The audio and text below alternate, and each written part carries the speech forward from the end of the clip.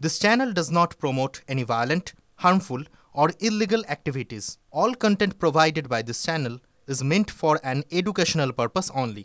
বাহ, এবার হয়েছে স্বাদ। হ্যাঁ, অপূর্ব স্বাদ। MDH এর চাঙ্কি চাট মশলা, জীবনে আসল স্বাদ জাগলো। আসল মশলা yes MDH।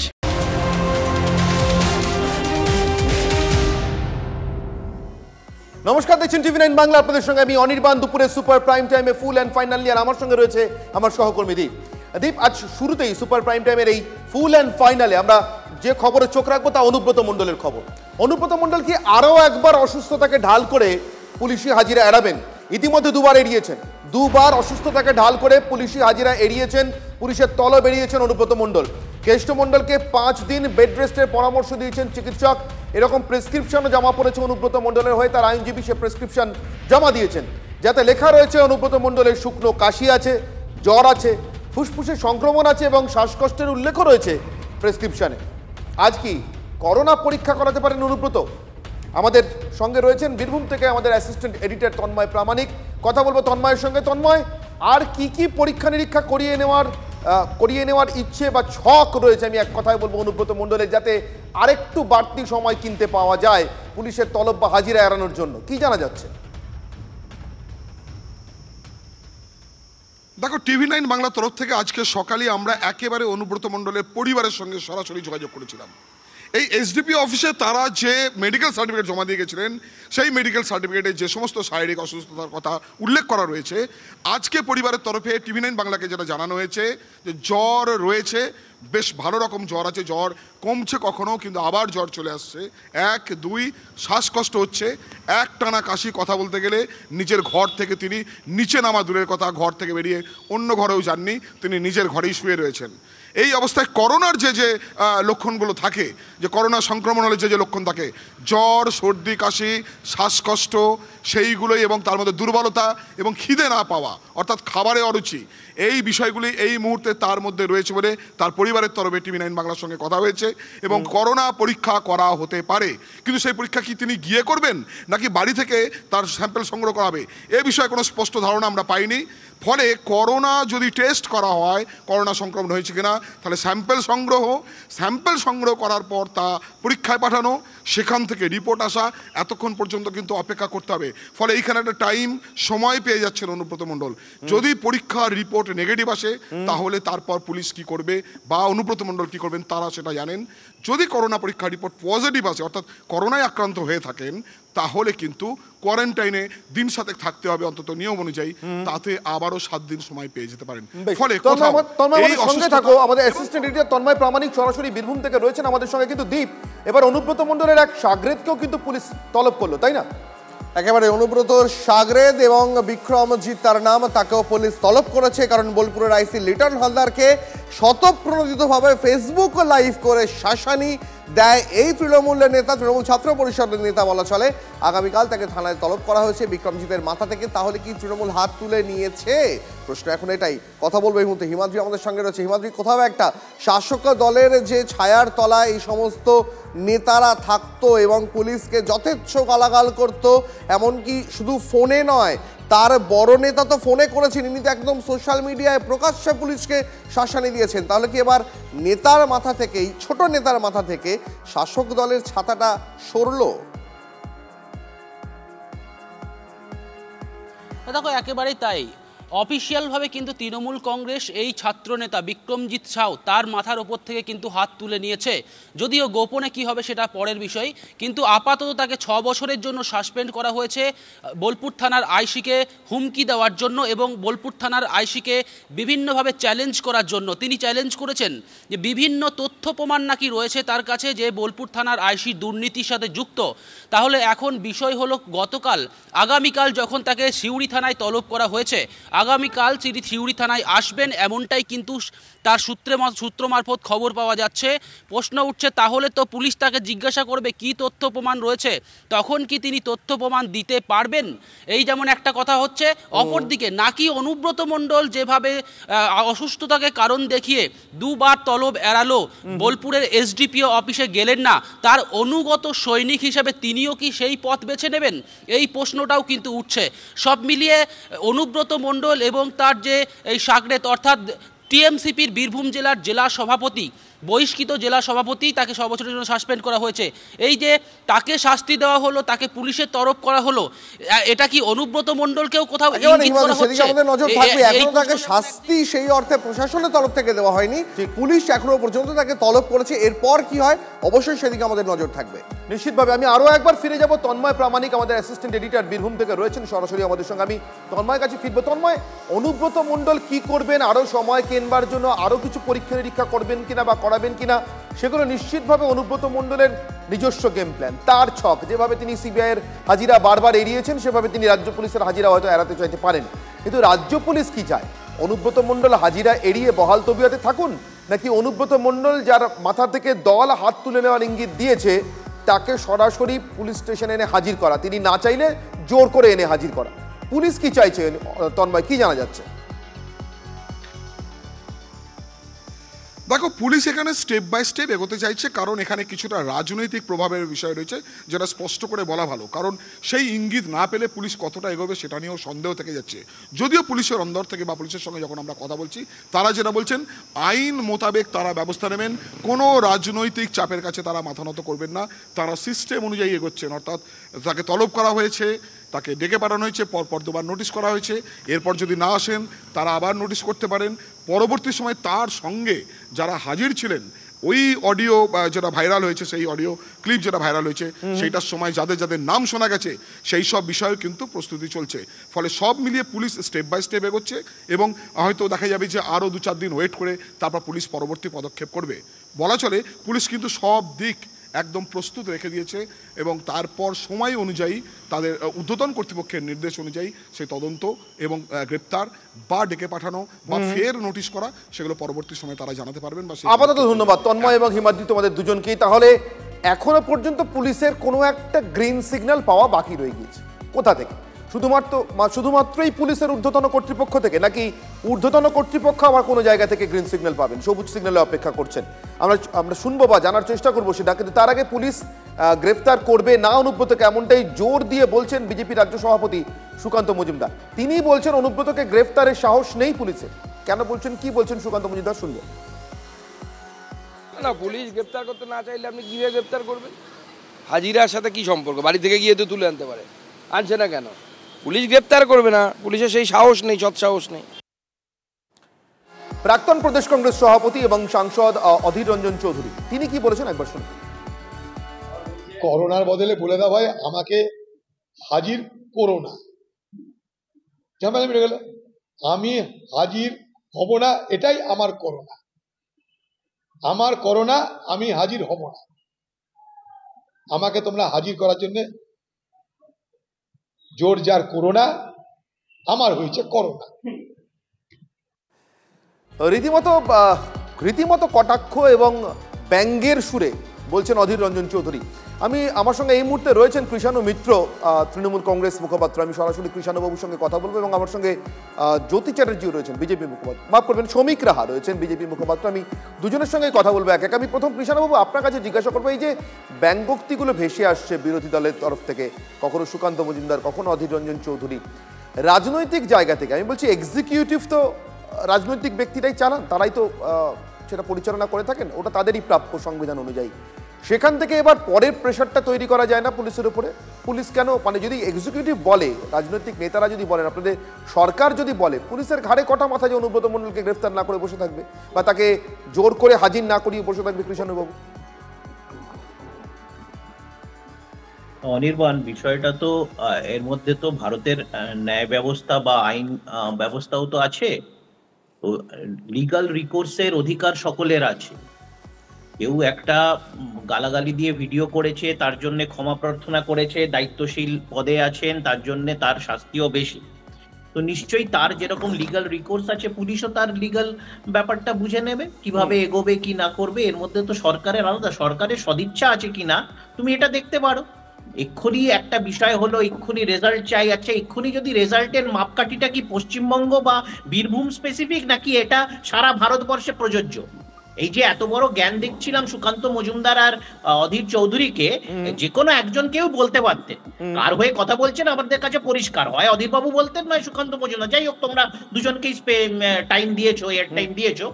তো এখন বিষয়টা হচ্ছে যে এই যে প্রেম শুক্লার ঘটনা দেখলাম দুদিন আগে, একটা মিডিয়া চ্যানেলে বসে অপর পার্টির মুখপাত্রকে মা বাপ তুলে গালাগালি করা হলো, তার বিরুদ্ধে এফআইআরটা হয়েছে, তাকে ডেকে পাঠানো অনেক দূরের কথা, তার বিরুদ্ধে দলের পক্ষ থেকে সংশ্লিষ্ট চ্যানেলের পক্ষ থেকে এফআইআরটা হয়েছে। অত্যন্ত নোংরা গালাগালি করেছেন, অত্যন্ত নোংরা গালিগালাজ করেছেন, একেবারে আমি একমত কৃষ্ণবাবু। আমি সেখান থেকেই শ্রমিক, হ্যাঁ প্লিজ কমপ্লিট করেন। অনির্বাণ একটু দাও। শুভেন্দু অধিকারী নিজে, বিজেপির বিধায়ক অসীম সরকার, এছাড়া লাইন করে বিজেপির চুনোপুটি থেকে রাঘব বোয়াল নেতারা আছেন, তারা মমতা বন্দ্যোপাধ্যায়কে, তৃণমূলের অন্যান্য নেতাকে, অভিষেক বন্দ্যোপাধ্যায়কে গালাগালি করেননি? সেই ভিডিও নেই? একটার বিরুদ্ধে কোনো ব্যবস্থা হয়েছে? সুতরাং গায়ে মানে না আপনি বড়ল, আপনি আচরি ধর্ম। আগে সুকান্ত মজুমদার, অধীর চৌধুরী কি করেছিলেন? অধীর চৌধুরী জামা খুলে গেঞ্জি পরে রাস্তায় নাচানাচি করাটা অশোভন বলা যায়, নিউডিটি অ্যাক্টের মধ্যে পড়ে। উনি তার অভিযুক্ত, নিজে গেছিলেন থানাতে, বলেছিলেন। ডেরেক ওব্রায়েনকে নিয়ে উনি কি মন্তব্য করেছিলেন? বেশ, মানে এই যে লোকগুলো আছে না মানুষের কাছে, এই জন্য এরা শূন্য, আগামী দিনও শূন্য থাকবে। বেশ, আমি শ্রমিকের কাছ থেকে উত্তর নিই। শ্রমিক, এই কথাটা বারবার আসছে, আপনি আচরি ধর্ম পরের শিখাও। তৃণমূল কংগ্রেস নিজে অনুব্রতকে নিয়ে উত্তর দেওয়ার আগে অন্তত দলগতভাবে যে ব্যবস্থা নিয়েছে সেটাকে সামনে রাখছে। পুলিশের ব্যবস্থার কথা বলছে, পুলিশের উপর ছাড়ছে, কিন্তু দলগত ব্যবস্থা বিজেপি কজন নেতার বিরুদ্ধে নিয়েছে নিজের দলের ক্ষেত্রে, এই প্রশ্নটা উঠছে শ্রমিক বারবার।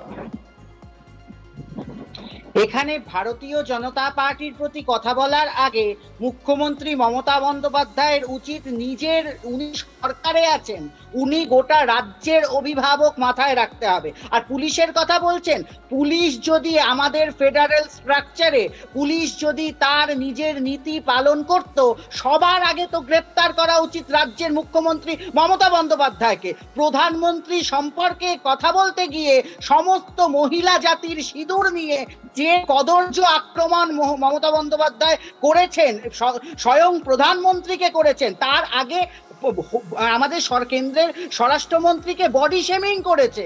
আচ্ছা আপনি বলুন তো, একটা পুরুষ মানুষকে বডি শেমিং এমনি এমনি করে দেওয়া যায়? স্বরাষ্ট্রমন্ত্রীকে উনি বলেছেন একটা বেসিক ডিফারেন্স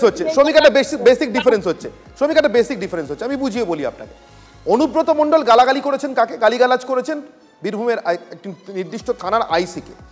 টেপটা বাইরে এসছে, তারপরে পুলিশ কিন্তু এফআইআর করেছে, তার ভিত্তিতে অনুব্রত মণ্ডলকে নোটিশ পাঠাচ্ছে এবং তার ভিত্তিতে তৃণমূল কংগ্রেস রাজনৈতিক ব্যবস্থা নিয়েছে। এ পর্যন্ত নিশ্চয়ই আপনি মানবেন তর্কাতীতভাবে, এখানে কোনো ভুল নেই।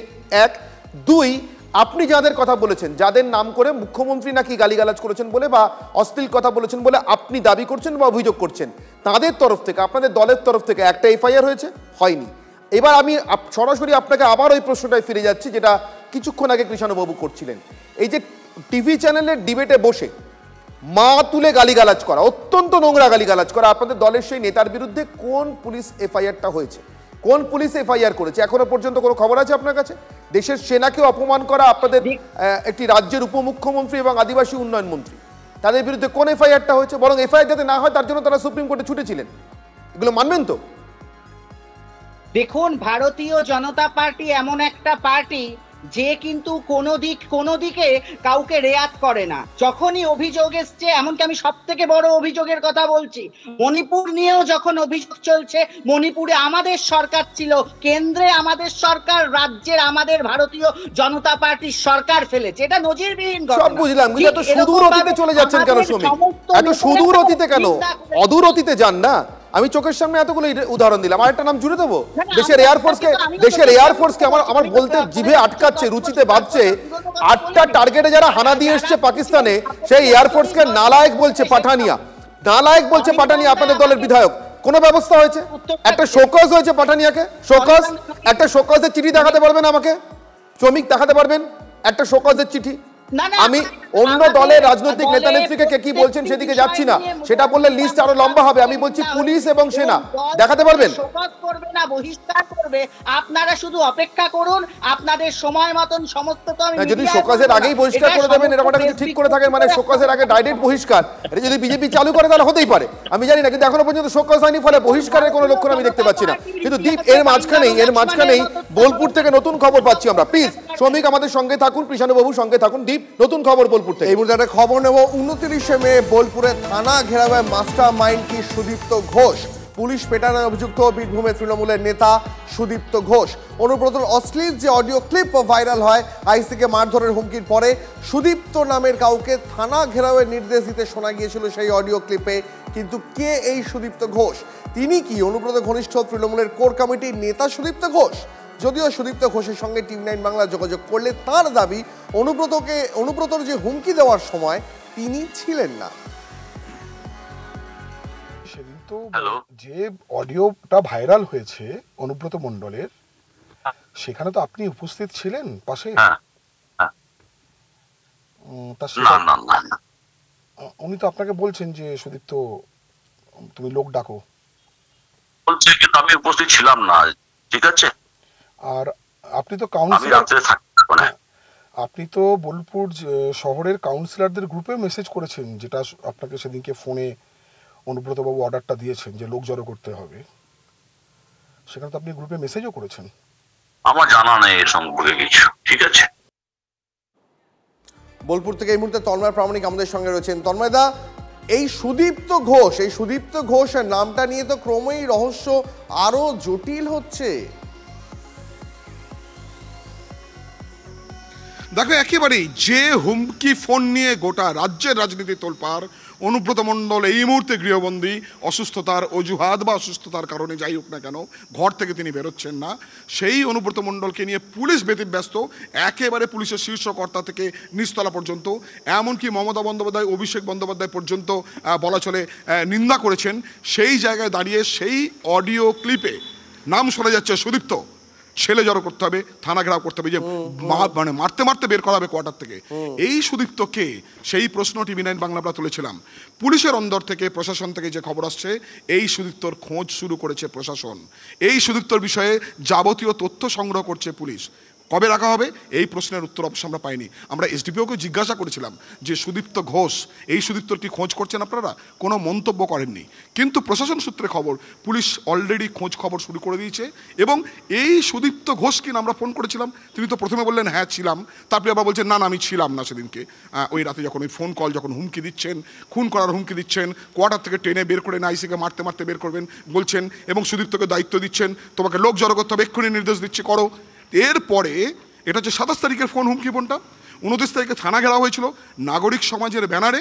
সেই থানা ঘেরাওয়ের মাস্টার মাইন্ডকে টিভি9 বাংলা খুঁজতে গিয়ে আমরা যারা পেয়েছি, তার মূল মাস্টার মাইন্ড অন্তত তৃণমূলের যারা কাউন্সিলর, টিভি9 বাংলার বক্তব্য নয়, তৃণমূলের কাউন্সিলরদের বক্তব্য অনুযায়ী, এবং বোলপুর শহরের যে পুরসভা, সেই পুরসভার তৃণমূল কাউন্সিলরদের যে হোয়াটসঅ্যাপ গ্রুপ, একদম তন্ময়দা আমাদের সঙ্গে থাকো। ঠিক এই জায়গা থেকে আপনাদের একবার দেখাই, থানা ঘেরাওয়ার জন্য লোক জড়ো করতে নির্দেশ সুদীপ্ত ঘোষের।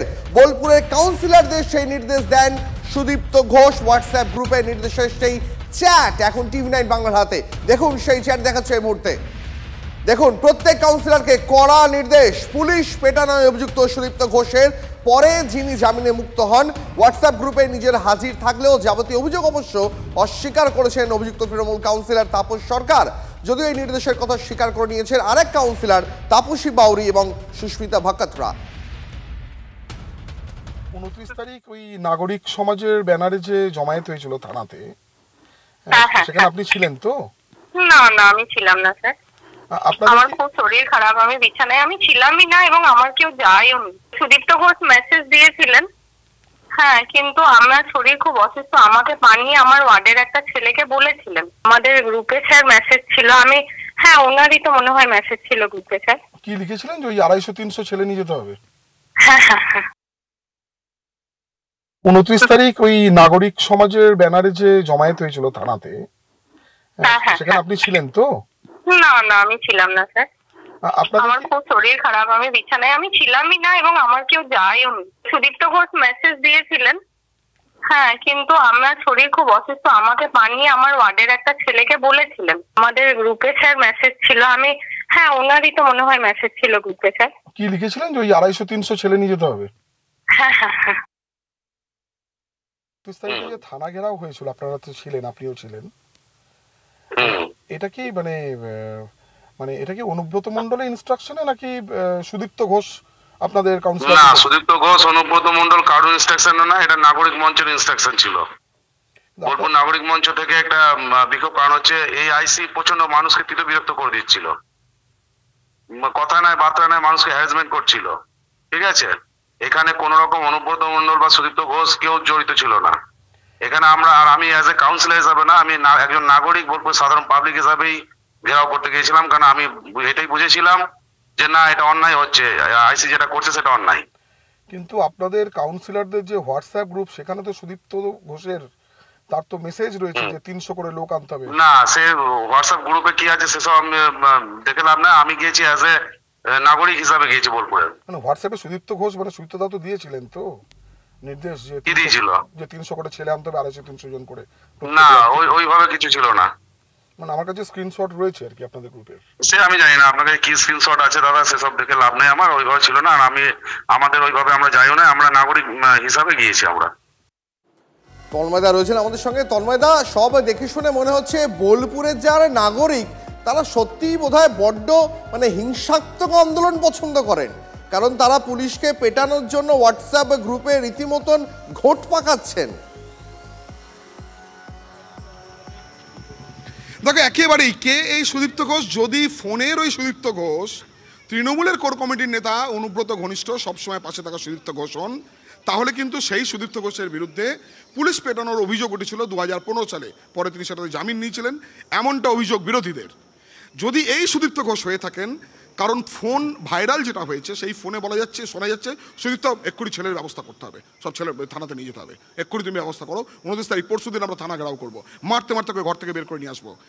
এরপর যেটা হোয়াটসঅ্যাপ গ্রুপের যে চ্যাট হিস্ট্রি পৌঁছেছে পুলিশের হাতেও, অন্তত প্রশাসনের সূত্রে সেই খবর, সেই চ্যাট হিস্ট্রি রয়েছে আমাদের হাতেও, TV9 বাংলার হাতেও।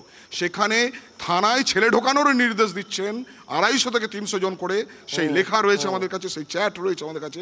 প্রত্যেক কাউন্সিলরকে নির্দেশ, প্রথমে গ্রুপে নির্দেশ, তারপর বাই ফোন নির্দেশ যে তারা যেন সেই ছেলেপেলেদের নিয়ে থানায় হাজির। অর্থাৎ সেই আমরা ছেলে ঢোকানোর গল্প শুনেছিলাম নদিয়াতে তাপস পালের মুখে, এখানে থানায় ছেলে ঢোকানোর গল্প অনেকটা সেরকমই, অন্তত চ্যাটের ভাষা যা রয়েছে। তাহলে এই সুদীপ্ত তন্ময়দা চ্যাট হিস্ট্রিতে তারা যতটা সাহসী আলোচনা করছিলেন সরাসরি, তারপর যখন তুমি তাদের প্রশ্ন করলে সেই সাহস কিন্তু আর দেখতে পেলাম না, তখন সবাই অস্বীকার করছেন। তখন প্রথমে বলছেন হ্যাঁ, তারপর অস্বীকার করছেন। প্রশ্ন হচ্ছে যে ভাইরাল অডিওতে শোনা যাচ্ছে অনুব্রত মণ্ডল দণ্ড প্রতাপ নেতা, তিনি আইসিকে চমকাচ্ছেন, বলছেন মারতে মারতে ডেপুটেশন দেবো, কোয়ার্টার থেকে মারতে মারতে বের করে নিয়ে আসবো। অর্থাৎ একজন সরকারি আধিকারিককে খুনের হুমকি দিচ্ছেন, প্রাণনাশের হুমকি দিচ্ছেন। দায়িত্ব দিচ্ছেন কাকে? সুদীপ্ত নামে একজনকে। কে সে সুদীপ্ত আমরা জানি না, ওই অডিও ভাইরাল যেটা হয়েছে। কিন্তু তারপরে দেখা যাচ্ছে তার অনুগত, তার পাশে থাকা, যিনি প্রথম ফোনেই স্বীকার করে নিয়েছিলেন হ্যাঁ হ্যাঁ ছিলাম, পরে বলছেন না না ছিলাম না, ফোনটা তুমি শুনলে, এটা তো আর আমাদের ক্রিয়েট করা না, ফোন করা হয়েছিল তাকে। তখন তিনি সেই নির্দেশ দিচ্ছেন হোয়াটসঅ্যাপ গ্রুপে এবং কাউন্সিলরদের ফোন করে যে প্রত্যেককে 250 থেকে 300 জন করে ছেলে নিয়ে যেতে হবে থানাতে, 3:30টায় ঘেরাও করতে হবে। তাহলে ইঙ্গিতটা কোন দিকে? অনুব্রত যেভাবে আইসিকে প্রাণনাশের হুমকি দিচ্ছেন সেটাকে একদম ইমপ্লিমেন্ট করছেন এই সুদীপ্ত ঘোষ। আমি আরো একবার ফিরে যাব কৃষাণুবাবুর কাছে। কৃষাণুবাবু, অন্য কোনো কারণে নয়, এটা নিতান্ত বয়সোচিত অনভিজ্ঞতার কারণেই শ্রমিকের পক্ষে সত্যিই বোঝা সম্ভব নয় বা জানাও হয়তো সম্ভব না, কিন্তু আপনি এবং আমরা দুজনেই জানি। আমি আমার যে চ্যানেলের স্টুডিওতে দাঁড়িয়ে কথা বলছি, এটা যে জেলায় পড়ে, সেই জেলায় একসময় 2 কুখ্যাত অমিতাভ ছিলেন, একজন নন্দী আরেকজন বোস। এই 2 নন্দী আর বোস, 2 অমিতাভের কাজিয়াতে দমদম ক্যান্টনমেন্টের এবেলা একটা লাশ পড়তো, তো ওবেলা ওপারে একটা লাশ পড়তো। এমন ভয়ঙ্কর ছিল সেই কাজিয়া। আমার কিন্তু মনে হয় কৃষাণুবাবু, বীরভূমে শুধুমাত্র অনুব্রত মণ্ডল স্পেসিফিক আলোচনা করে লাভ নেই। এই পুলিশ পেটানোর নিদান দেওয়া থেকে শুরু করে মারতে মারতে বের করে নিয়ে আসা, এতটা বেপরোয়া মনোভাব, এর পিছনে আপনাদের দলের ভয়ঙ্কর গোষ্ঠীদ্বন্দ্ব কাজ করছে। এই অসুখ বোধহয় আরো গভীর। কৃষ্ণবাবু, ট্রিটমেন্ট না করলে, আপনারা যদি এখনই ট্রিটমেন্ট না করেন, পুরোদস্তু ট্রিটমেন্ট না করেন, তাহলে কিন্তু আমার মনে হয় আপনাদের দল শুধু নয়, পুলিশ প্রশাসনও ভয়ঙ্কর গাড্ডায় পড়বে ভবিষ্যতে। অনির্বাণ, তোমার যা উপলব্ধি, এটা একজন সিনিয়র সাংবাদিক হিসেবে নিশ্চয়ই আমি গ্রহণ করলাম এবং দলের কাছেও পৌঁছে দেব। বাকি দল নিজেভাবে মূল্যায়ন করবে। দলেরও মূল্যায়নের আরো অনেক পদ্ধতি বা বিধি আছে। এই ক্ষেত্রে বলে রাখি যে এই এত গল্প বা এইগুলোর দরকার নেই। এরকম ঘটনা তিলোত্তমার সময়ে, অভয়া আন্দোলনের সময় আমরা দেখেছিলাম প্রচুর হোয়াটসঅ্যাপ চ্যাট, মুখ্যমন্ত্রীকে খুন করা বা সেই ধর্ণা মঞ্চকে আক্রমণ করে কোথাও তৃণমূল বা রাজ্য প্রশাসনকে কালিমালিপ্ত করা, এরকম প্রচুর ভুরি ভুরি ষড়যন্ত্র হয়েছে। পরবর্তীকালে তোমরাই পর্দাতে বলেছিলে যে না, এইগুলো হয়তো সেরকম হয়নি। তো সুতরাং এই যে হোয়াটসঅ্যাপ চ্যাট বা এই যে সোশ্যাল মিডিয়ার বিভিন্ন মাধ্যম ব্যবহার করে অনেকেও অনেক কিছু কথা বলে, এখন দেখতে হবে দিনের শেষে রাজ্য প্রশাসন তার দায়িত্বটা পালন করছে কিনা। এই ক্ষেত্রে যেটা সরাসরি যে অডিওটা আমাদের কানে এসছে, পরবর্তীকালে এইসব চ্যাটট্যাটও তাতে সংযোজিত হতে পারে, এই সবে হবে, এই সবই তদন্তের আওতায় আসবে এবং তদন্ত হচ্ছে। আমি আবার বলছি, আমি যদি মনে করি যে আমার প্রশাসন হয়তো ঠিক কাজ করছে না, সেই হয়তোর জন্য তো আমাকে কোনো একটা প্রশাসনকে ভালো মডেল হিসেবে সামনে রাখতে হবে যে হ্যাঁ, অমুক প্রশাসনটা খুব ভালো কাজ করছে, ওটা আমার কাছে মডেল। তো আমাকে এখানে বিজেপি হোক, কংগ্রেস হোক বা অন্যান্য কোনো দল তো আমাকে এরকম কোনো শ্রেষ্ঠ মডেল দেখাতে পারছে না, যার দরুন এত কিছু অভিযোগ সত্ত্বেও এই কেন্দ্রীয় সরকার, এই বিজেপি শাসিত স্বরাষ্ট্র মন্ত্রককেই পরের পর বছরের পর বছর পশ্চিমবাংলা এবং কলকাতাকে বেস্ট পুলিশিং স্টেট দিতে হয়, কলকাতা এবং পশ্চিমবাংলাকে বেস্ট পুলিশ স্টেট দিতে হয়, অ্যাওয়ার্ড দিতে হয়। সুতরাং আমি আবার বলছি, ভুল ত্রুটি নিশ্চয়ই আমাদের মধ্যেই আছে। আমাদের এখানেও সব লোক যে ধোয়া তুলসী পাতা, এটা কখনোই বলছি না। আমরা ব্যতিক্রমী দল, আমাদের মধ্যে ভুল ত্রুটি, ন্যায় অন্যায়, দুর্নীতি হলে আমরা স্বীকার করি, তার বিরুদ্ধে শাস্তির দাবি আমরাই করি।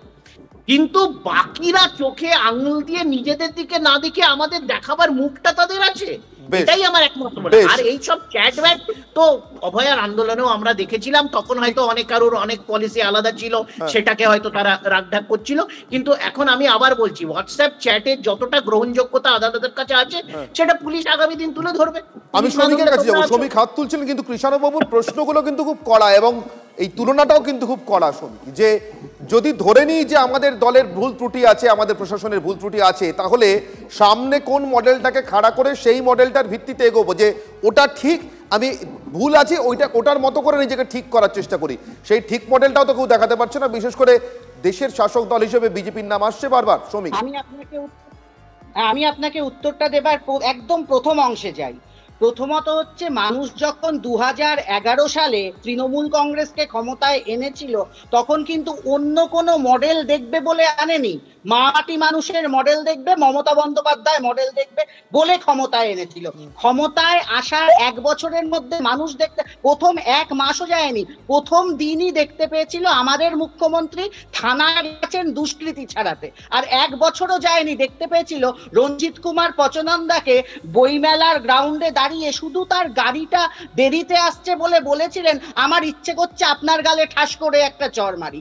এইটা হচ্ছে পশ্চিমবঙ্গের মডেল, মমতা বন্দ্যোপাধ্যায়ের দেখানো মডেল। তো সুতরাং অন্যের মডেল কি পাচ্ছি না সেটা বলার আগে আমার মনে হয় তৃণমূল কংগ্রেস তো সবাইকে মডেল দেখাবো বলেছিল, বাংলা মডেল দেখাবো বলেছিল। শ্রমিক আমাদের সঙ্গে থাকুন, কৃষ্ণবাবু আমাদের সঙ্গে থাকুন। দীপ, পানিহাটির খবর চোখ রাখবো এবার। পানিহাটি খবরে নজর রাখতেই হবে, তার কারণ পানিহাটিতে একটা বাড়ির ভিতরে যে আস্ত একটা অস্ত্রাগার তৈরি হয়ে গেছিল তা কেউ জানতোই না এতদিন। পানিহাটিতে তৃণমূল কর্মীর বাড়ির ভেতর থেকে মিলল সেনার ব্যবহার করা কার্তুজ। তৃণমূল কর্মীর বাড়ি থেকে উদ্ধার হয়েছে এই কার্তুজ, মিলেছে 4 দেশি পাইপ গান, 13 রাউন্ড কার্তুজ। আগরপাড়া থেকে গ্রেপ্তার তৃণমূল কর্মী নাইম আলী, যাকে এলাকায় নেপালি বলে ডাকা হতো। তার বাড়িতে কোথা থেকে এই সেনার ব্যবহার করার জন্য যে কার্তুজ আনা হয়েছিল সেগুলো ব্যবহার করা হলো বা পাওয়া গেল, সেই প্রশ্নের উত্তর আমরা জানার চেষ্টা করবো এই মুহূর্তে। অনন্ত আমাদের সঙ্গে রয়েছেন, আমাদের সহকর্মী ঘটনাস্থল থেকে একদম। অনন্ত, একজন শাসক দলের কর্মী সমর্থক, তার বাড়িতে এরকম পাইপ গান, মেশিন গান, এত কার্তুজ এলো কোথা থেকে? কে আনলো? কি উদ্দেশ্যে আনলো? দেখো, মূলত পুলিশ যা ডিক্লেয়ার করেছে, ব্যারাকপুর পুলিশ কমিশন, তার বাড়ি থেকে 4টি পাইপ গান পাওয়া গেছে এবং পাওয়া গেছে 8 রাউন্ড কার্তুজ। তার মধ্যে একটা কার্তুজ পাওয়া গেছে যে কার্তুজের মধ্যে রয়েছে নাইট্রো লাইভ অ্যামুনেশন, যে কার্তুজটি যেটা সেনাবাহিনী ব্যবহার করে এমনটাই বিশেষজ্ঞরা বলছে। যে এই কার্তুজটা কী করে কোথা থেকে পেলো নঈম আক্তার অর্থাৎ নেপালি, সেটাই কিন্তু পুলিশ তদন্ত করে দেখছে। কেন সেই অস্ত্র রেখেছিল, কেন সেই এই অস্ত্র দিয়ে সে কী করবে, কী করতো সেই অস্ত্র দিয়ে, কেন তার বাড়িতে এত অস্ত্র মজুত রেখেছিল, 4টা পাইপ গান, কী করবে সেই পাইপ গান, সাথে যেটা দেখা যাচ্ছে সাথে আর কেউ আছে কিনা সেটাও তদন্ত করছে পুলিশ। কর্মীদের মাথায় কার হাত থাকে, কোন শাসক দলের কোন স্তরের নেতাদের মাথায় হাত থাকলে তবে এমনটা হতে পারে? কারণ একজন শাসক দলের কর্মী, তার বাড়িতে এমন কার্তুজ, যে কার্তুজ নাকি সেনার ব্যবহার করার কথা। এমনটাই তো অভিযোগ উঠেছে স্থানীয় কাউন্সিলর 6 নম্বর ওয়ার্ডের বিশ্বনাথ দের প্রতি। এবং বিশ্বনাথ দে বেমালুম তিনি কিন্তু বলছেন যে নেপালিকে তিনি চেনেন না, হয়তো কোনো অনুষ্ঠানে তিনি দেখা হতে পারে, কিন্তু নেপালি তৃণমূল করতে পারে এরকম একটা গা ছেঁড়া ভাব, একটা তাকে সরিয়ে আড়াল করার ভাব। কিন্তু এই নেপালি এলাকায় তার দোদণ্ড প্রতাপ, তার সাথে তার দোদণ্ড প্রতাপ রয়েছে, নেপালির সাথে রয়েছে, যে তার নাম হচ্ছে মন্টু খান। যে মন্টু খান আমরা যখন এই খবর করতে যাই সে বাধা দিয়েছিল যে এই অস্ত্র দেখানো হচ্ছে বিপুল আকারে, এত অস্ত্র না, তার মাথা ব্যথা কেন, এটাই কিন্তু প্রশ্ন তুলেছে বিজেপির যুব নেতা জয় সাহা। আমি একটা প্রশ্ন এখানে তোমাকে করতে চাই অনন্ত, সেটা হচ্ছে যে নেপালি হোক আর যত বড় সুরমা ভোপালি হোক, সোজা কথা বলছি, সেনার কার্তুজ কোনো দলের, যে কোনো দলের নেতার বা কর্মীর হাতে পৌঁছতে গেলে কোনো না কোনোভাবে সেনার সঙ্গে আছেন, সেনার অস্ত্রাগারে আছেন, সেনার অস্ত্র তৈরি করার ফ্যাক্টরিতে রয়েছেন, এরকম কোনো না কোনো যোগসাজশ দরকার পড়ে। আজ থেকে 7-8 বছর আগের ঘটনা অনন্ত তোমার নিশ্চয়ই মনে থাকবে, কাশীপুর গান অ্যান্ড শেল ফ্যাক্টরিতে এরকম একটি চক্রের সন্ধান মিলেছিল, যে চক্র থেকে বেরিয়ে আসা সেনার ব্যবহার করার মতো কার্তুজ এমনকি মাওবাদীদের হাতে পর্যন্ত পৌঁছে যাচ্ছিল বলে সে সময় অভিযোগ ওঠে। পরবর্তীকালে তার তদন্ত হয়, যদিও তার সমস্ত রিপোর্ট বাইরে আসেনি যেহেতু সেনাবাহিনীর বিষয়। কিন্তু এক্ষেত্রে আমি উল্টো দিকটা, ওই এন্ডটা বুঝতে চাইছি, এদের হাতে তো এলো কিভাবে অনন্ত? এই যে এলো কিভাবে, কারা এর হাতে পৌঁছালো, যে কার্তুজটি পাওয়া গেছে সেই কার্তুজটি সে কার থেকে কিনলো, এটাই কিন্তু তদন্ত করছে ব্যারাকপুর পুলিশ কমিশনারেটের বিশেষ টিম। আজ তাকে আদালতে পাঠানো হয়েছে, 7 দিনের পুলিশ হেফাজতের আবেদন চেয়ে। এরপর আদালত থেকে এলেই খড়দা থানার পুলিশ তাকে দফায় দফায় হয়তো জিজ্ঞাসা করবে, এবং এই খড়দা থানার পুলিশ তাকে এর আগেও প্রায় 3বার দফায় দফায় আজকে জিজ্ঞাসাবাদ করে তাকে ব্যারাকপুর আদালতে পাঠিয়েছে। নেপালির সাথে আর কেউ যুক্ত আছে কিনা সেটাও দেখছে। দেখো এই নেপালির কথা যদি বলি অনির্বাণ, এই নেপালে কিন্তু CI2-র এক নেতা, অর্থাৎ CPM বাম জমানায় সে কিন্তু এই নেপালি, এই ভূমিকায় নেপালি ছিল।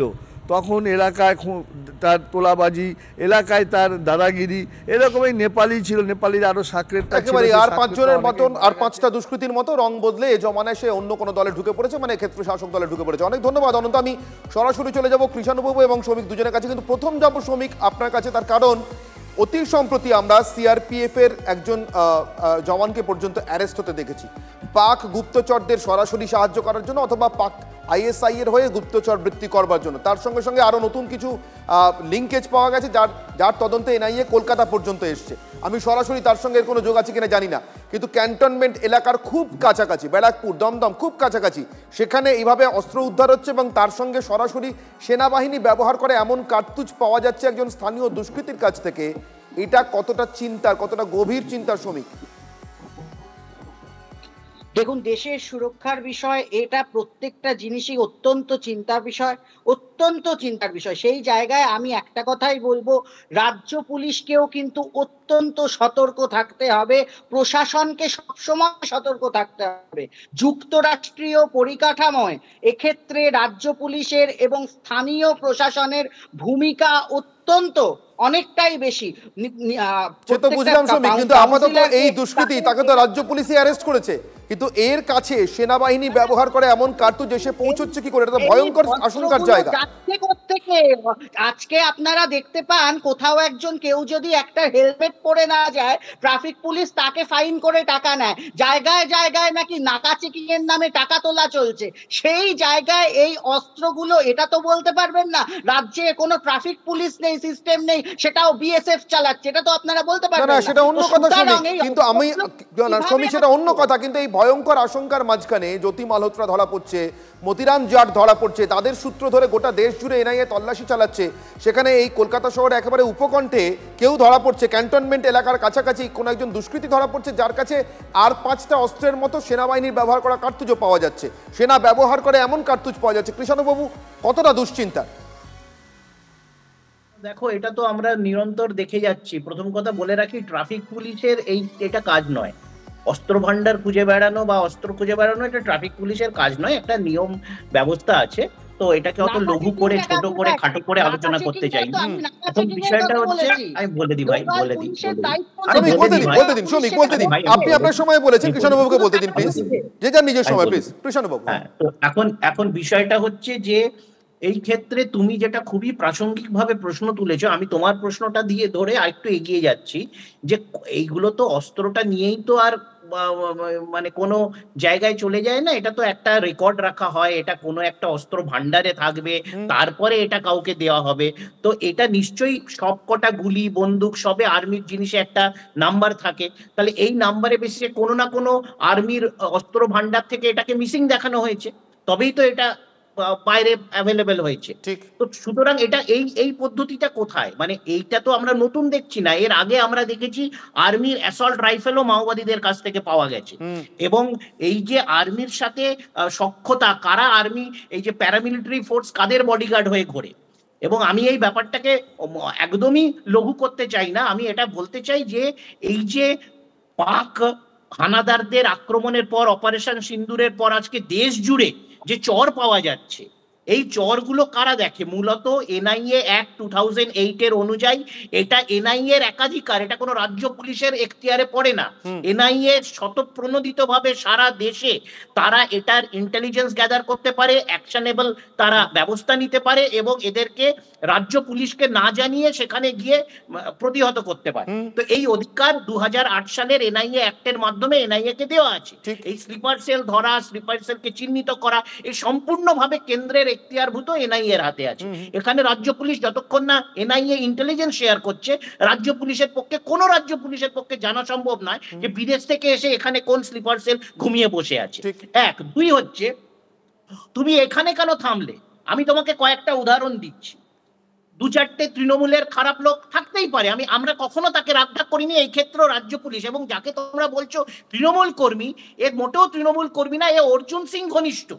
অর্জুন সিং যখন তৃণমূলে ছিল তখন সে তৃণমূল থাকতে পারে, আজকের দিনেও সে অর্জুন সিং ঘনিষ্ঠ, এবং সেটাই প্রাইমারি। অর্জুন সিং এর সাথে সে এখন সেই দলেই আছে। এবং এখানে বলে রাখি যে ধরো 2024 সালে মালদার বিজেপির পঞ্চায়েত প্রধান দেবাশিস একটু থামাচ্ছি, আপনি অর্জুন সিং এর নাম যখন বলেন, আমরা অর্জুন সিংকে ফোন করেছিলাম তার প্রতিক্রিয়া নেওয়ার জন্য, একবার শুনে নি অর্জুন সিং নিজে এই বিষয়ে কি বলেছেন, তারপর আমি আবার আপনার কাছে ফিরছি। অর্জুন সিং এর প্রতিক্রিয়া। ব্যারাকপুর কমিশনারেট এই জায়গাটাকে পুরোপুরি ক্রিমিনালদের হাতে দিয়ে দেওয়া হয়েছে। আর যে জায়গাকার কথা বলছেন, ওই খড়দার পিছনে যে গ্রামীণ অঞ্চলগুলো আছে, খড়দা গ্রামীণ অঞ্চল, শহর অঞ্চল, পুরোপুরি ওখানে ক্রিমিনালরা দাপিয়ে বেড়াচ্ছে। ওখানে যারাই তৃণমূলের নেতা আছে তারাই ক্রিমিনাল আছে, যারাই ক্রিমিনাল আছে তারাই তৃণমূলের নেতা আছে।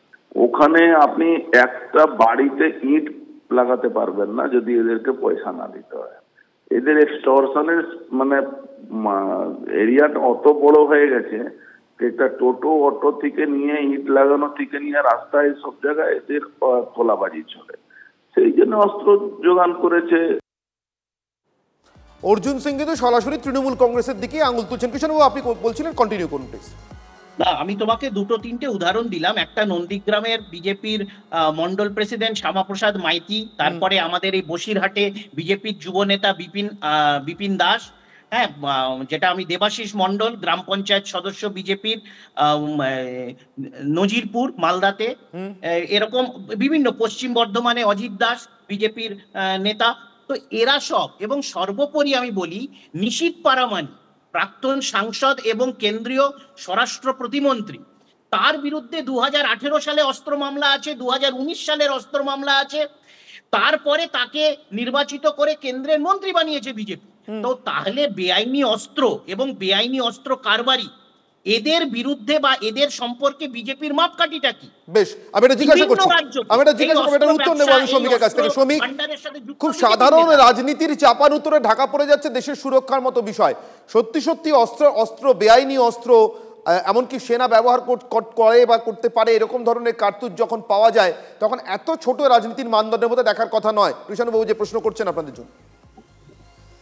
দেখুন, আমি রাজনীতির ছোটও মাপকাঠি করছি না, বড়ও মাপকাঠি করছি না, কিন্তু রাজনীতির মাপকাঠি তো করতে গেলে সবার আগে প্রশ্ন তো আসবে যুক্তরাষ্ট্রীয় পরিকাঠামোর ওপর। তাহলে কৃষাণুবাবুদের মতবাদ কি যে রাজ্যের পুলিশ অপদার্থ, এরা কিছু পারবে না, আপনারা বিএসএফ এর হাতে দিয়ে দিন, সেনার হাতে দিয়ে দিন, পুরো রাজ্যটাকেই সেনা চালাক, পুলিশকে একদম নিষ্ক্রিয় করে দিন, তাহলে পুলিশের জায়গায় সেনার দায়িত্ব থাকবে। কোথায় কে অস্ত্র নিয়ে কোথায় যাচ্ছে, কোথায় কার থেকে অস্ত্র কোথায় আসছে, পুরোটাই তাহলে তাদের দায়িত্ব থাকবে। দেখুন, এখানে বুঝতে হবে শুধুমাত্র অস্ত্রগুলো তো আকাশ থেকে একটা মন্ত্র পড়লাম আর হাতে চলে এলো তা হচ্ছে না, এই অস্ত্র পাচারগুলো হচ্ছে কিভাবে, এবং পুলিশের ঠিক সেটাই আমার প্রশ্ন ছিল শ্রমিক, যে মন্ত্র পড়ে তো অস্ত্র হাতে পাওয়া যাচ্ছে না, সেনাবাহিনী ব্যবহার করে। আমি দেখাই যে শুধুমাত্র আমরা উত্তর 24 পরগনার কথা বলছিলাম, শুধু তাই নয়, এবার গোটা রাজ্যের একটা ছবি তুলে ধরি। দুবরাজপুরে আবারও বোমা উদ্ধার, এবং সেই বোমা উদ্ধারকে কেন্দ্র করে চাঞ্চল্য। বীরভূমের যশপুর গ্রাম পঞ্চায়েত এলাকায় 40টা তাজা বোমা উদ্ধার করা হয়। পরে বোম স্কোয়াড ঘটনাস্থলে যায় এবং বোমাগুলিকে নিষ্ক্রিয় করে। সেই ছবিটাও একবার দেখাবো। বোমাগুলি নিষ্ক্রিয় করা হচ্ছে, দেখুন 40টা তাজা বোমা উদ্ধার 2টো ব্যাগ থেকে হয়, এবং তারপর পুলিশ এবং বম স্কোয়াড ঘটনাস্থলে যায়, সেখানে গিয়ে বমগুলি উদ্ধার করে। এটা দুবরাজপুরের ঘটনা দেখালাম। এবার মুর্শিদাবাদের ঘটনা দেখাই। মুর্শিদাবাদে মানে ভোট যত এগিয়ে আসছে অনির্বাণদা, রাজ্য জুড়ে বোমা, গুলি, কার্তুজ উদ্ধারের ঘটনা কিন্তু বেড়েই চলেছে। মুর্শিদাবাদে ড্রাম ভর্তি সকেট বোমা উদ্ধার করা হয়। ডোমকলের মালিথাপাড়া এলাকার ঘটনা, গোপন সূত্রে খবর পেয়ে পুলিশ হানা দেয়, সেখানেই জার ভর্তি তাজা সকেট বোমা উদ্ধার করা হয়। বাড়ির পাশে পুঁতে রাখা ছিল, কি উদ্দেশ্যে, কারা পুঁতে গেছিল, কোথায় ব্যবহার হওয়ার কথা ছিল, পুলিশ তদন্ত শুরু করেছে। এই মুহূর্তে পাশাপাশি দুটো ছবি দেখাচ্ছি, একদিকে বীরভূমের ছবি দেখাচ্ছি, অন্যদিকে মুর্শিদাবাদের ছবি দেখাচ্ছি। একদিকে দুবরাজপুরে 40টি তাজা বোমা উদ্ধার, বম স্কোয়াড গিয়ে বোমাগুলিকে নিষ্ক্রিয় করে। পাশাপাশি ডোমকলের ছবি দেখাচ্ছি, ব্যাগ ভর্তি তাজা সকেট বোমা উদ্ধার করা হয়, বাড়ির পাশে পুঁতে রাখা ছিল বোমাগুলি। ফের বিস্ফোরক মন্তব্য হুমায়ুন কবিরের। শাসক দলের অনেকেই পুলিশের সাহায্যে ভোটে যেতেন, আমি পুলিশের নিরাপত্তা ছাড়া কোনো সাহায্য নিই না, যারা যেতেন তাদের হয়তো পুলিশকে নিয়ে মাথা ব্যথা আছে। মন্তব্য ভরতপুরের তৃণমূল বিধায়ক। আমি পুলিশের সিকিউরিটির সুবিধাটা গ্রহণ করি মমতা বন্দ্যোপাধ্যায়ের দয়ায়, পুলিশের সিকিউরিটিটা আমি নিয়ে চলি, কিন্তু পুলিশের সাহায্য নিয়ে আমি কোনোদিন রাজনীতির কোনো জায়গায় নির্বাচিত হইনি, আগামী দিনেও হব না। পুলিশের সাহায্য নিয়ে কারা যেতে? কেউ যেতে, তার জন্য তাদের হয়তো পুলিশকে নিয়ে অনেক মাথা ব্যথা আছে। তার মানে কি আপনারই দলের একাংশের দিকে আঙুল? এটা স্বাভাবিক ঘটনা।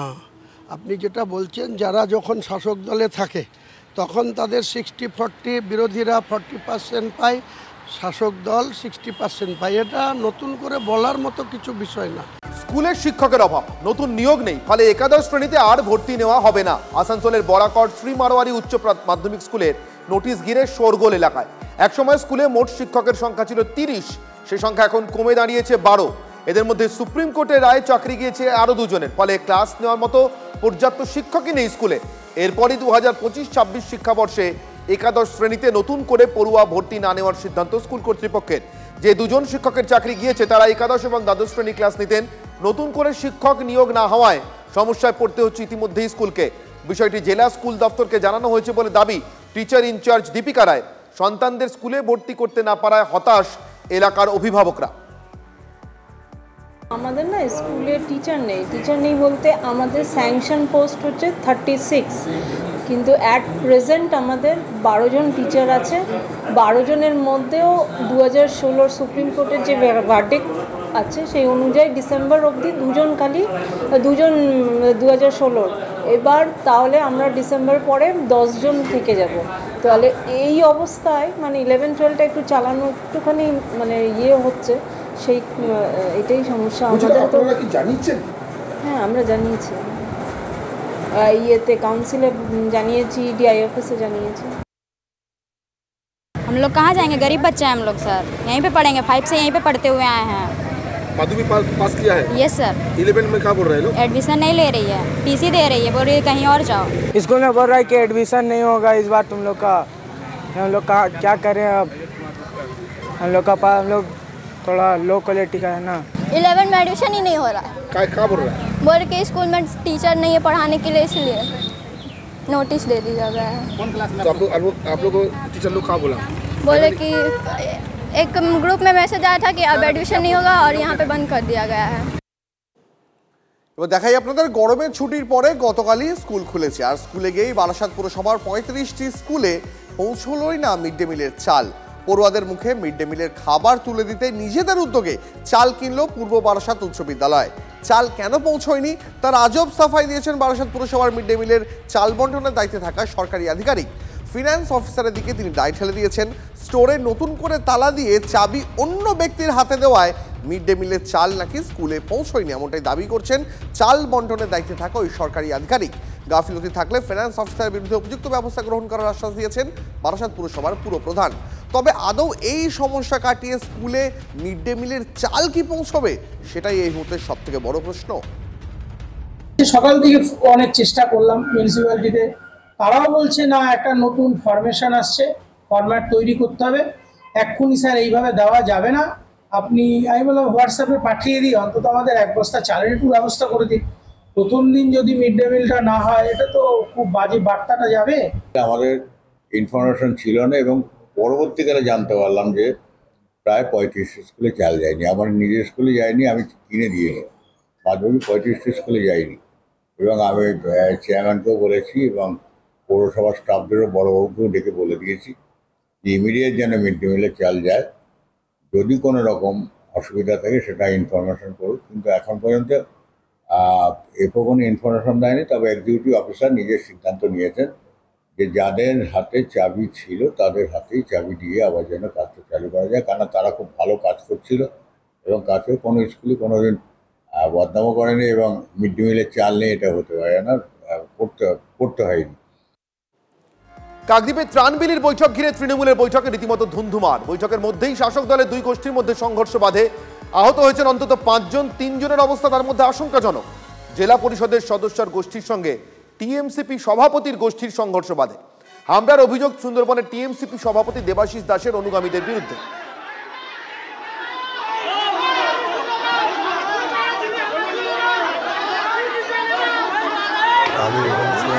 আমি গিয়েছি, আমি ছাড়া ছিলাম। কারা মেরেছিল? ইয়াকুব শেখ বিরোধী দল, ইয়াকুব শেখ, ওইগুলো লস্কর, আরও লোক এনেছিল ভিতর বলতে গিয়ে। এটা কি গোষ্ঠীদ্বন্দ্বের কারণেই কি এই ঘটনা ঘটেছিল? এটা তো ওরাই তো এসেছিল আমাদের উপরে একটা অ্যাটাক করার জন্য, আমাদের ভিতরে একটা গোষ্ঠীদ্বন্দ্ব গণ্ডগোল চলছিল, সেই তারা এসে আমাদের ওই রকম করেছিল। এবং এটা কাদের দলের লোক ছিল? বা এরা কি বলুন তো, এরা বিজেপি করতো, আইএসএফ করতো, সিপিএম করতো, এই সব ছেলেরা এসে তারা কুকুর কেটে পরিশ্রম করে এনার্জি যে কাজ করে তারা টাকা পায়নি। বুথের সুপারভাইজার ছিল, সে বললো আমি 80 লাখ টাকা তুলে ইয়াকুবকে দিয়েছি। এরকম তজরূপের মানে সাধারণ গরিব মানুষের তজরূপ করে আজকের এই জায়গায় গেছে। আমাদের মন্টুরাম পাখিরা সেই জায়গায় দাঁড়িয়ে কি করলো যে না এসব দলের ক্ষতি হচ্ছে, সেই বুঝে ওদেরকে সাইড করে দিল যে এইসব দলে ডাকা যাবে না, এসব খারাপ মানুষের দলে ডাকা যাবে না। সেই সব খারাপ মানুষ ঘুরে এসে এখন আক্রমণ করছে। স্পটে পুলিশও ছিল।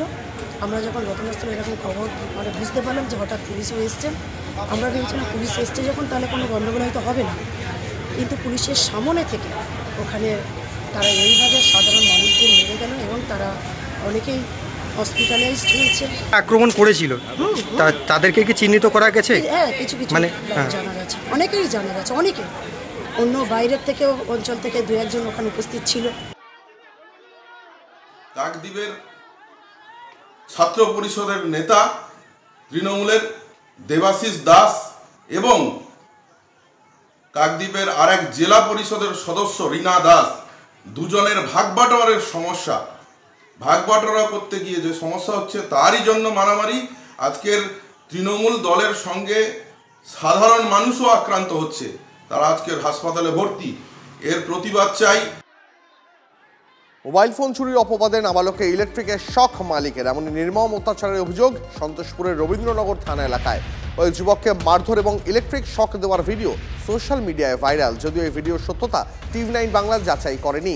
জানা গেছে ওই নাবালকের বাড়ি উত্তর দিনাজপুর জেলায়। ওই নাবালক কলকাতায় কাজ করতে এসেছিল, সেখানে কারখানায় তাকে চোর অপবাদ দিয়ে উল্টো করে ঝুলিয়ে বিদ্যুতের শক দেওয়া হয়। পরে বেধড়ক মারধর করা হয় বলে অভিযোগ। প্রতিবেশী শাহেন শাহর বিরুদ্ধে রবীন্দ্রনগর থানায় অভিযোগ দায়ের করেছে নাবালকের পরিবার। ঘটনার ভিডিও সোশ্যাল মিডিয়ায় ভাইরাল হতেই চাঞ্চল্য ছড়িয়েছে।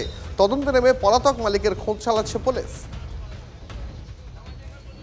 ছেলেটা ওকে মারছে, ধরছে, ও মোবাইল চুরি করে নিয়ে ধরছিল, মারছিল। তো মারছে ওকে এইভাবে কি মারা যায়? ওকে পা উপরে করছে, মাথা নিচনে করে মারছে, কারেন্ট শর্ট দেওয়া হয়েছে। তারপর থেকে ছেলেটা 2 দিন থেকে 3 দিন হয়ে গেল, আজকে থেকে ছেলেটা খোঁজ পাওয়া যাচ্ছে না, কোথায় আছে না আছে, মারে দিয়েছে না রাখছে, কোনো খোঁজ নাই। কারেন্টের শর্ট লাগাইছিল, ও কারেন্টের শর্ট মোটামুটি 2-3 বার লাগাইছিল। এখন ছেলে কোথায়? এখন ওইখানে আছে। ছেলের কোনো খোঁজ পাওয়া যায়নি, 3 দিন 4 দিন হয়ে গেল, ছেলের কোনো খোঁজ নাই। ওখানে কলকাতায় ওর সঙ্গে তো ভাই গেছিল, ওর সঙ্গে কথা হয়েছে? ওর সঙ্গে হয়নি, ওর সঙ্গে কালকে কথা হয়েছে স্যার। কি বলেছে? এবার আমাদের গ্রামের ছেলে আছে, ওই ছেলেটা এখন ওনার কাছে আছে। উনি বলছে আমাকেও মারধর করা হয়েছে, খাবার দেওয়া হয়নি 3 দিন 4 দিন থেকে। ভিডিওটা ভাইরাল হয়েছে যে ওরা বলছে যে নিজে ইচ্ছা মতো ওরা ভিডিওটা করে ভাইরাল করছে। কেন বলছে যে ছেলেটা ওর কারখানা মোবাইল চুরি করছে, ওর কারখানায় কাজ করতো। তো ওরা ঈদের বাজারে এখন তো কাজ টাজ নাই, বলে টাইম পাস করি কিভাবে, তো এই মোবাইলটা চুরি করছে যাতে মোবাইলটা দিয়ে দেয়, এমনি ধমকি বকাবকি করছে ওকে, যাতে মোবাইলটা ওর দিয়ে দেয়, ওইটার জন্য ওরা নাটক করছে।